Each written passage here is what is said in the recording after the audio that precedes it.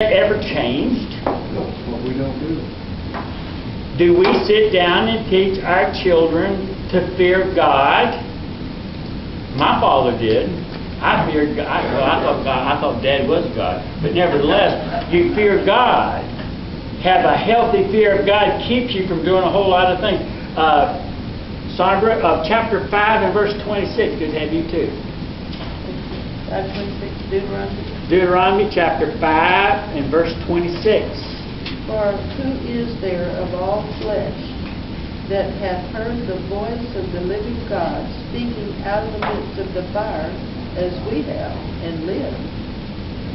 So there was a fear of the presence of God. Frankie, if you look at chapter 6 in verse 2. Chapter 6 in verse 2. There are 3 verses I want you to read. Chapter 6 and verse 2. That thou mightest fear the Lord thy God, to keep all his statutes and his commandments, which I command thee, thou and thy son's son, all the days of thy life, and that thy days may be prolonged. So the fear of the Lord will produce what in that verse? You will. You went longer life. You have to have your life. You extend your life in a lot of ways. If you fear the Lord, you're going to keep His covenant. You're going to keep His commandments. Read verse 13. You want me to read that? Yes, please.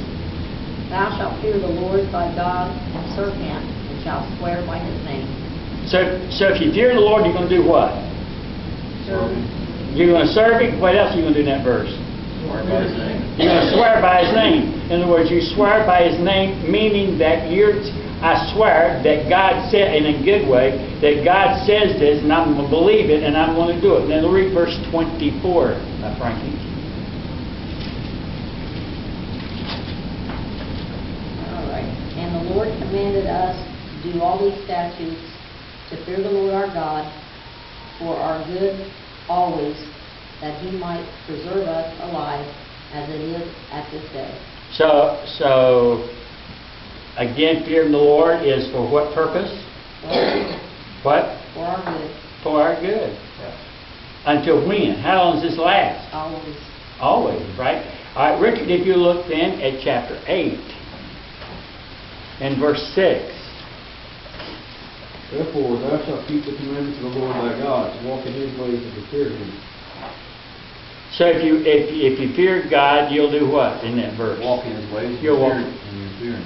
and you walk in His ways and you fear Him. Fear of the God will produce in us the idea that we are going to love the Lord. Bill, chapter 10 in verse 12. Chapter 10, look at it if you will. Chapter 10 and verse 12. And now, Israel, what does the Lord thy God require of thee?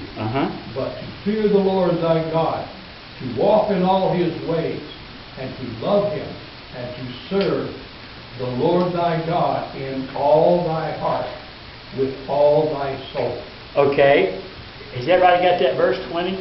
Chapter 10 and verse 12? All right. If you fear the Lord, you're going to do what? Number 1. Walk in His way. You're going to walk in His way. Number 2. Love Him. You're going to love Him.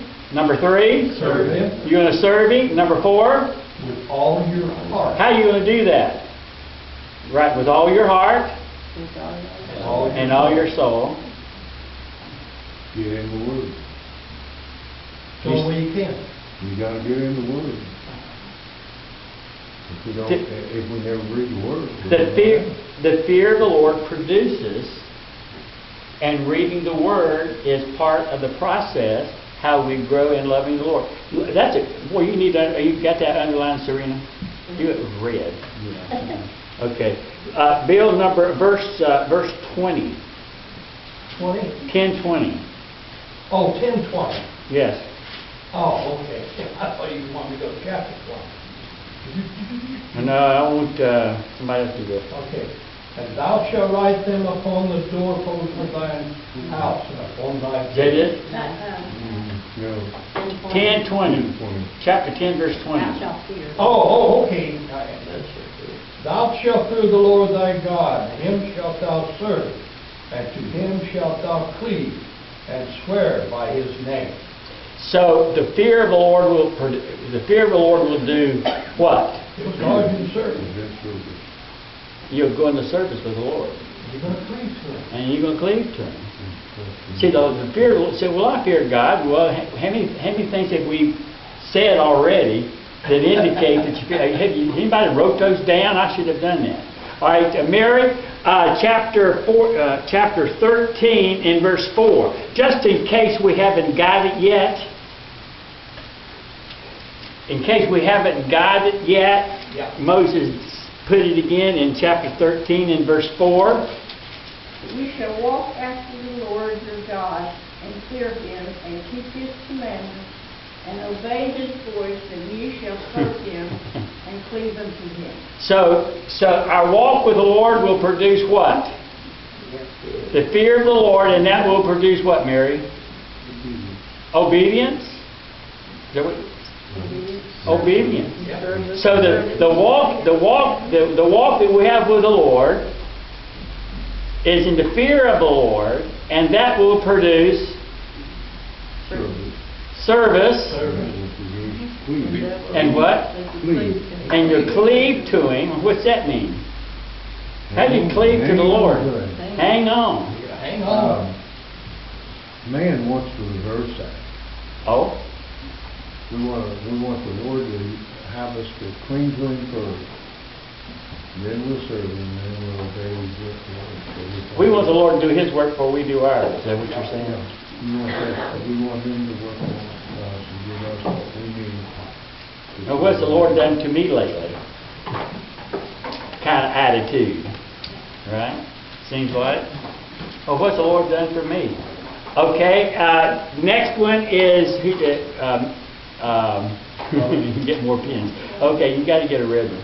Okay, Lois, chapter 14 and verse 23. 14:23. Let's look at it. Go back. I should look at it myself. And thou shalt keep before the Lord thy God in the place which he shall choose, to place his name there, the tithe of thy corn, of thy wine, and of thine oil, and the firstling of thy herds, and of thy flock, that thou mayest learn to fear the Lord thy God always. This is in the book of Deuteronomy. Do you think it's relevant today? Absolutely. I mean, are we missing something in our walk with God? Are we walking in the fear of God? That's interesting. Okay, Serena, chapter 17 and verse 19. 17:19. 17:19. And it shall be with him, and he shall be therein all the days of his life, that he may learn to fear the Lord his God, keep all the words of this law, and these statutes to do them. So, Bob, as I go back, you said how to do this, to read the Word. Yep. Get in the Word. To get into the Word. It's our daily bread. If we don't have the Word, we don't have the daily bread. We don't have the food. And it shall be with him, and he shall read therein once a week, once a year. Every day. All the what? It says days, don't it? Days of his life. So, Dorothy, does it mean you can quit reading at 92, a 1? Right? Yeah. I don't quit. Why do we read the Bible for? The verse tells us. That we may what? Learn. Yeah. Learn to what? Learn to fear the Lord. How are we going to learn to fear the Lord? Which means we do His will and keep His... If we don't read to find out what it is that He wants us to do. Do we? Wait a minute. All the what? Days. All the days, and that we are able to keep all the commandments, the words of the law and the statutes to do them. Look at verse 20. That his heart be not lifted up above his brethren, and that he turn not aside from the commandments to the right hand or to the left, to the end that he may prolong what? His days in his kingdom, he and his children in the midst of Israel. I mean, this is still good today, isn't it?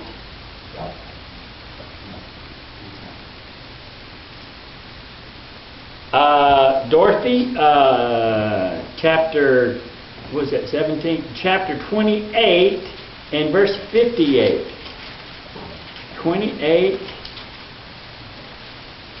And what are the hardest books that we have reading in the Old Testament? Leviticus and Deuteronomy. Yep. I think that's a sin problem.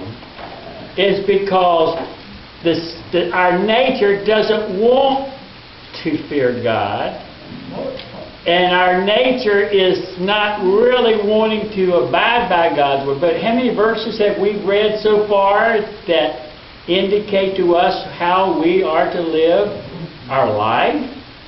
Okay, Dorothy, chapter 28 and verse 58. And that's a lot of verses, isn't it? Actually, there's 68 verses, right?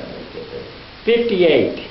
Okay, if thou wilt not observe to do all these words of this law that are written in this book, that thou may fear this glorious and fearful name, the Lord thy God.